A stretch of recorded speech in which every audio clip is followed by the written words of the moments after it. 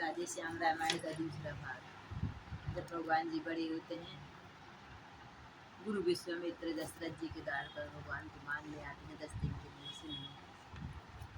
जिस दिन से प्रगटे अवध राम सच्चिदानंद, तब से दिन दूना बढ़ा घर घर में आनंद।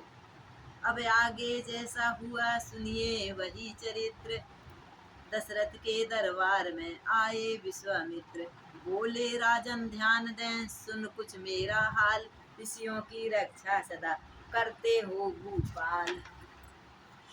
मैं यज्ञ जिस समय करता हूँ, मैं यज्ञ जिस समय करता हूँ, दुख मुझको निश्चर देते हैं। पूजा सामग्री हवन कुंड सब नष्ट वष्ट कर देते हैं। यज्ञ के उनसे यदि युद्ध करें, तो यज्ञ कार्य सब खंडित है। फिर धन वाले न लड़ूंगा मैं, प्रण भी मेरा निश्चित है। असुरों के अत्याचारों से अकुलाया हूँ, घबराया हूँ मैं। रक्षा सहायता दो चीजें तुमसे लेने आया हूँ मैं। तुम अपने पुत्र राम लक्ष्मण देशों पे मुझे कुछ दिवसों को, इसमें तुझको पुण्य स्वस कल्याण हर्ष उन दोनों को। सुनते ही दशरथ हुए व्याकुल और मलिन, हाथ जोड़ ऋषि वर से बोले वाणी दीन। ये मुनिवर दोनों बालक हैं, बोले भाले नादान निरे। रण विज्ञा नहीं जानते हैं, लड़ने में अभी अज्ञान निरे। लो आज ताज संपत सेना, सब यह देना दुश्वार नहीं। आज्ञा हो तो मैं चला चलूं, इसमें भी कुछ इनकार नहीं। हे स्वामी सभी समर्पण है, जिसने साधन शासन के हैं। पर प्रभु विचार के वचन कहो, सुत चारों चौथे पन के हैं। वैसे तो चारों ही मेरी बूढ़ी आँखों के तारे हैं, लेकिन राम और लक्ष्मण दोनों प्राणों से प्यारे हैं। फिर राम सदा सुख धाम मेरा, कब उसका विरह गंवारा है। सब घर का वही चांदनी है, जीवन का वही सहारा है। आदि सुवन के हो गए रक्त वर्ण कुछ नैन, कहे कड़क कर नृपति से इस प्रकार अब बेन। तालम तूली अच्छी नहीं इस अवसर पर सरनाथ, या तो साफ जवाब दे या फिर दे मेरे साथ। दशरथ मुझ जैसे ज्ञानी को इतनी बच्चों की ममता है। दशरथ तुझ जैसे ज्ञानी को इतनी बच्चों की ममता है। जा चुकी जवानी दीवानी, फिर भी माया में भ्रमता है। उपकार संत का करने में इतना विलंब इतनी अड़चन, कुछ दिन को उनके देने में इतनी बातें इतनी उलझन। यदि आज विष्णु से कहता मैं, चल देते छोड़ गरुण वाहन। शंकर से विनती करता, हिल जाता उसका भी शासन। मांगी जो तुझसे यह भिक्षा, इसलिए मुझे संताप हुआ। दुख हुआ तुझे भी मुझको भी, इस पुण्य कार्य में पाप हुआ। देखी जभी वशिष्ठ ने ऋषि को है संताप, नृप को समझाने लगे राजन छोड़ प्रलाप।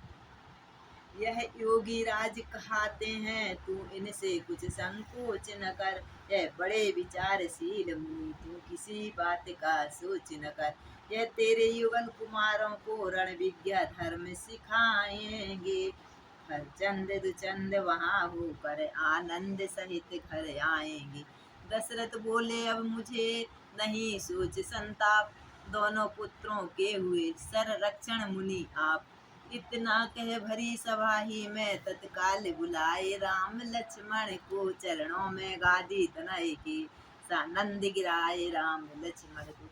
लो हाथ में इनका हाथ नाथ, ये दोनों बोले भाले हैं। यह फिक्रा याद रहे भगवन मेरे नाजों के पाले हैं। प्रातकाल मुनिराज से बोले राजकुमार, आप यज्ञ निर्भय करें, हम हैं पहरेदार। आरंभ यज्ञ को होते ही असुरों का मंडल आ पहुंचा। सब अनुष्ठान के विघ्न रूप निष्ठर निश्चर दल आ पहुंचा। हे राजकुमार बन वह बन गया स्वर्ग कानन, कांटों से खाली चमन हुआ। हे राजकुमारों सुखी रहो, ऋषि के मुख से यह वचन हुआ। जब दोनों विजय सिंहों का ये अवसर, पहला अवसर हो क्षण में सुबाहु रजनीश्चर को अर्पण कर दिया अग्निश्चर। मारीच नीच को उड़ा दिया सुयोजन पार, समुद्र के वह बन गया स्वर्ण कानन, कांटों से खाली चमन हुआ।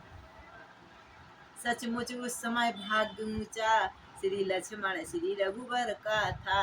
जब उनका सिर गुरु चरणों में, उस सिर पर गुरु का हाथ था। अगले दिन मुनि को मिला यह संदेश सुंदर, धनुष महोत्सव के लिए बुला रहे मिथिलेश्वर वर। समाचार सुनकर लगे चलने, जब मुनिनाथ प्रेम विवश चलते समझ लिया इन्हें भी साथ। चलते चलते वह जगह मिली, छाया न जहाँ दिखलाती थी। जिस ओर नेत्र दौड़ाते थे, मरुभूमि दृष्टि में आती थी पड़ी एक पाषाण मूल, चारों दिश जिसके कोहरा है। मुस्कुरा कर पूछा रघुवर ने, गुरुवर यह अचरज कैसा है। रघुनंदन की बात सुन बहसे विश्वामित्र, सुना दिया उस शिला का अगोपातंत चरित्र। फिर कहा कभी गौतम थी, अब शिला श्राप की मारी है। सबसे उपराम हुई है, आकंस एक तुम्हारी है। इस पाप प्रपीड़ित पथरी को, पदरज का चेतन चूरन दो। ये पतिता है पावन पद दो, जीवन व्रत को संजीवन दो। छुआ चरण से शिला को राघव ने, तत्काल पद रज लगते हुई गौतम नारी निहाल। भक्त भगवान की जय। हुआ अहिल्या नारी का इस प्रकार उद्धार, मन चाहा वर प्राप्त कर पतिपुर गई सिधार। आगे चल 2 दिन रहा गंगा जी का नहान, राजकुमारों ने दिया वहाँ बहुत कुछ दान। कुछ दिन चलते चलते मिथिला विदेशर कुंवर पहुँचे। गुरुवर ऋषिवर के साथ साथ दोनों ही जनक नगर पहुँचे।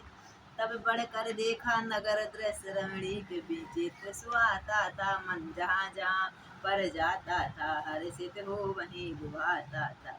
जनक राज ने जब सुना आए हैं मुनिनाथ, स्वागत करने चले वे ब्राह्मण दल के साथ। ऐसे विदेह से मिलते ही आनंदित विश्वामित्र हुए, उस ओर राम को देख रह गए एक टक चित्र। बोले मेरे देश के धन्य भाग्य हैं आज, हूँ कृतार्थ दर्शन मिले आए श्री मुनिराज। हैं आप कृपा निधि विज्ञा निधि, धर्मज्ञ धर्म संचालक हैं। यह श्याम गौर दोनों कुमार, किस भाग्यवान के बालक हैं। टकटकी बंधी ही जाती है, कुछ ऐसा अद्भुत ने हुआ। कहते हैं मुझे विदेह सभी, पर मैं आज देह विदेह हुआ।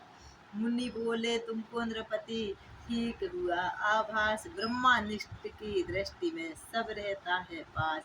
दोनों हैं पुत्र अवध नृप के, है नाम राम लक्ष्मण इनका। ये बलि गुणी उत्साही है, किस विधि से हो वर्णन इनका। निर्विघ्न कराया यज्ञ कार, निश्चर समूह संहारा है। गौतम नारी अहिल्या का, पदरज से शाप निवारा है। दुनिया दर्शन का मेला है, जितना अच्छा हो अच्छा है। आगे तो वही होता है, जो कुछ विधाता ने लिख दिया है। आज्ञा ले गुरुवर से चले लक्षण रघुराय, नगर देखने के लिए आए अवध किशोर। भीड़ों पर भीड़ टूट पड़ी, गलियां पूछे में द्वारों में सज गई दुकानें सभी तरफ की, चहल पहल बाजारों में।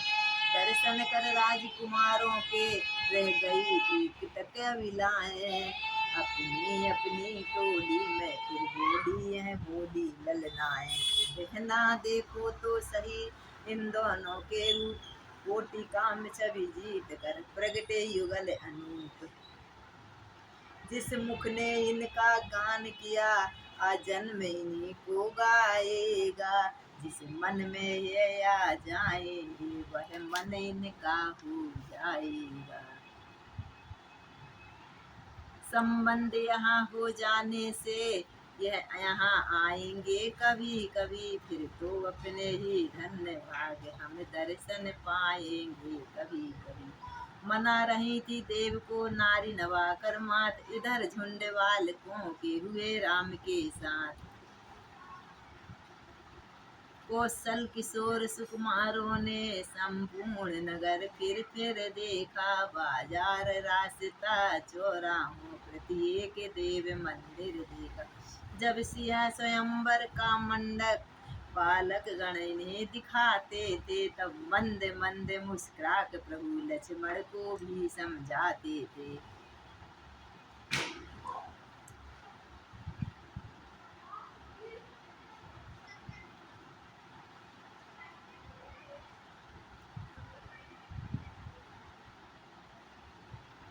कुछ कथा सुनी इतिहास पढ़ा, कुछ ब्रह्म ज्ञान अध्ययन किया। जब रात पहर भर बीत गई तो गुरु ने उठकर शयन किया। उस समय दबाने लगे पांव दोनों ही राम लक्ष्मण आकर, गुरु ने जब आग्रह किया अधिक तब रामचंद्र सो गए जाकर। दुनिया के शिष्य गणों देखो यह ऊंचा तस्त पश्चरण है, यह गुरु आश्रम के सेवा व्रत का कैसा प्रिय उदाहरण है ये। श्री गुरु पूजा में पुष्पों की रहती नित्य आवश्यकता थी, हो प्रात भ्रमण भी इस निमित्त मुनिवर की यही आज्ञा थी। मध्य स्थल में तालाब एक वृक्षावली से था घिरा हुआ, उसके समीप ऊंचे पर गिरजा मंदिर था बना हुआ। बाग बाग थी, बाग में फैली हुई बहार, फूल फूल फूल भी लुटा रहे थे प्यार। इधर फूल चुनने लगे मिथिला के मेहमान, उधर बात जो रह गई सुनिए धर कर ध्यान। उस समय जानकी नाम उनका श्री जनक राज ने उच्चारा, सीता इस कारण कहलाई प्रगटी थी हलफारे द्वारा। मिथिलेश्वर विस्मित हुए देखे चमत्कार, उसी समय प्रण किया करके खूब विचार। इसने तो धनुष उठाया है, अब धनुष उठा जो तोड़ेगा, वही मेरा जामाता वन सीता से नाता जोड़ेगा।